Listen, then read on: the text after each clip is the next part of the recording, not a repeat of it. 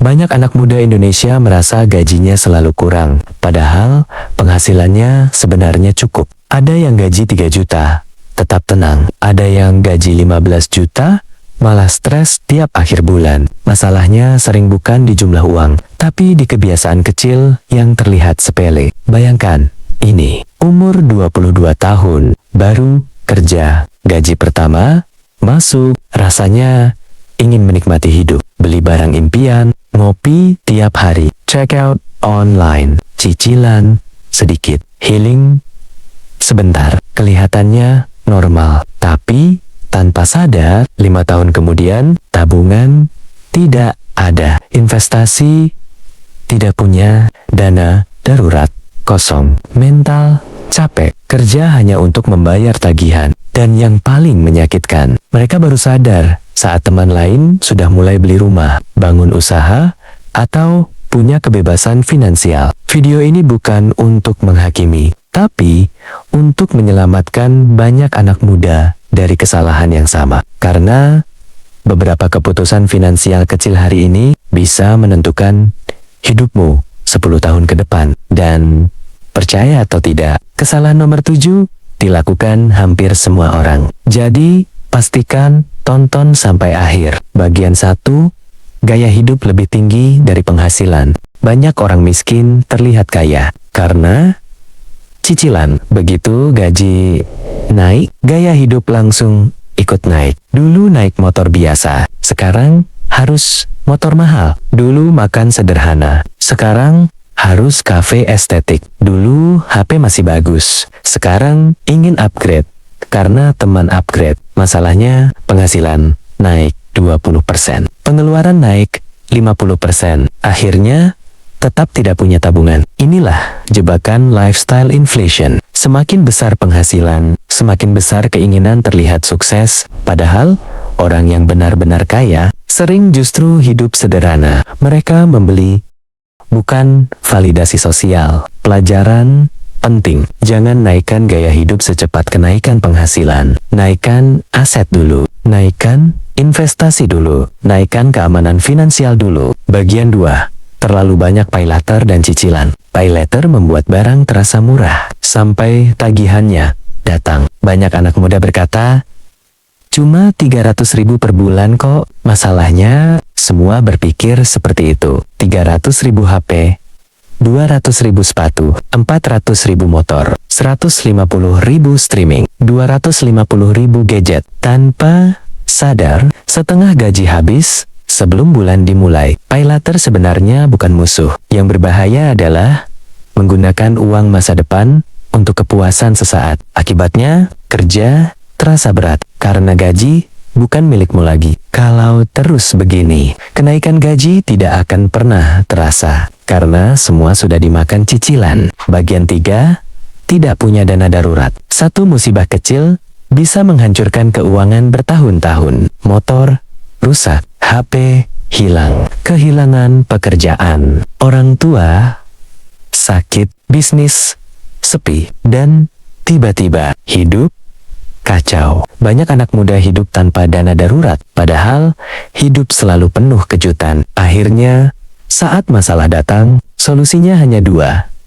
Hutang atau panik. Dana darurat bukan tentang kaya, tapi tentang bertahan. Minimal mulai dari 1 juta, lalu 3 juta. Lalu targetkan 3-6 bulan pengeluaran. Karena ketenangan finansial lebih berharga daripada terlihat kaya. Kesalahan berikutnya terlihat normal, tapi diam-diam membuat banyak orang tetap miskin meski kerja keras. Bagian 4, tidak mengerti cara uang bekerja. Banyak orang bekerja demi uang, tapi sedikit yang belajar bagaimana uang bekerja. Mereka tahu cara mencari uang, tapi tidak tahu cara mempertahankan dan mengembangkan uang. Akibatnya, gaji naik, pengeluaran naik, hidup tetap sama. Orang kaya membeli aset. Aset adalah sesuatu yang bisa menghasilkan uang kembali. Contoh, investasi, bisnis, skill bernilai tinggi, atau properti produktif. Sedangkan banyak orang justru fokus membeli liabilitas, barang yang terus menguras uang. Kalau tidak belajar finansial, kamu akan bekerja lebih keras setiap tahun, tanpa pernah merasa bebas. Bagian 5. Menunda investasi, karena merasa nanti saja. Musuh terbesar investasi, bukan kemiskinan, tapi menunda. Banyak anak muda berpikir, nanti kalau gaji besar, baru investasi. Padahal, waktu jauh lebih penting daripada jumlah besar. Orang yang mulai kecil di usia muda sering menang dibanding yang mulai besar tapi terlambat. Karena efek compounding, uang kecil yang konsisten bisa tumbuh sangat besar dalam jangka panjang. Sayangnya, banyak orang menghabiskan usia 20 hanya untuk konsumsi. Lalu usia 30-an mulai panik. Mulailah kecil. Bahkan 10.000 atau 20.000 per hari lebih baik daripada tidak sama sekali, karena kebiasaan lebih penting daripada nominal. Bagian 6.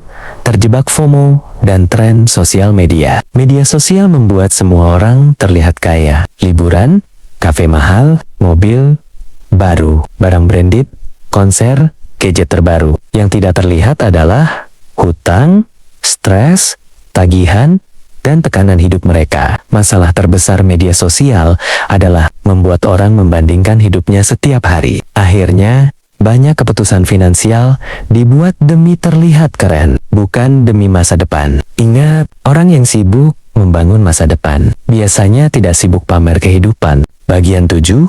Tidak punya skill bernilai tinggi. Penghasilanmu sering mengikuti nilai skillmu. Ini kesalahan yang paling sering diremehkan. Banyak orang fokus hemat, tapi lupa meningkatkan kemampuan. Padahal, ada batas seberapa banyak kamu bisa menghemat. Tapi hampir tidak ada batas seberapa besar kamu bisa meningkatkan penghasilan. Skill seperti sales, editing, coding, public speaking, AI, bahasa asing, copywriting, marketing, dan negosiasi bisa mengubah hidup seseorang. Investasi terbaik sering bukan saham pertama, tapi kemampuan diri sendiri. Karena skill bisa menghasilkan uang berkali-kali. Bagian 8. Berteman dengan lingkungan yang salah. Lingkungan bisa menentukan masa depan finansialmu. Kalau setiap nongkrong isinya boros, flexing, dan konsumtif, lama-lama kamu ikut terbawa. Manusia sangat mudah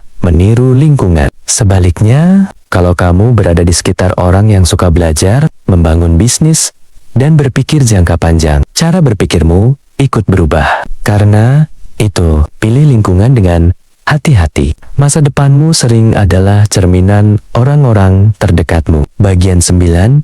Tidak punya tujuan finansial. Kalau uang tidak punya arah, uang akan habis tanpa jejak. Banyak orang bekerja keras, tapi tidak tahu sebenarnya ingin kemana. Akibatnya, uang datang, uang pergi tanpa tujuan. Cobalah punya target jelas. Dana darurat, modal usaha, rumah, pensiun dini, atau kebebasan finansial. Saat tujuan jelas, keputusan finansial jadi lebih mudah. Karena kamu tahu mana kebutuhan dan mana godaan sesaat. Bagian 10. Menganggap masih punya banyak waktu. Banyak orang baru serius soal uang saat keadaan sudah terlambat. Usia muda terasa panjang, seolah semuanya masih bisa nanti. Padahal, waktu bergerak sangat cepat. Tiba-tiba umur ke-30, tiba-tiba punya tanggungan. Tiba-tiba biaya hidup naik. Tiba-tiba orang tua menua. Dan banyak orang menyesal karena tidak mulai lebih awal. Kebebasan finansial bukan dibangun dalam semalam, tapi dari keputusan kecil yang diulang bertahun-tahun. Kalau kamu masih muda, kamu belum terlambat. Kesalahan finansial bisa diperbaiki. Yang berbahaya bukan pernah salah, tapi terus mengulang kesalahan yang sama. Mulailah dari langkah kecil. Mengatur uang, mengurangi gengsi, belajar skill baru, dan mulai investasi. Karena masa depan finansialmu dibentuk oleh kebiasaan hari ini. Dan ingat, tujuan sebenarnya bukan terlihat kaya, tapi memiliki hidup yang tenang, bebas, dan tidak dikendalikan uang. Kalau kamu menonton sampai akhir, Semoga hidupmu 10 tahun lagi jauh lebih baik daripada hari ini.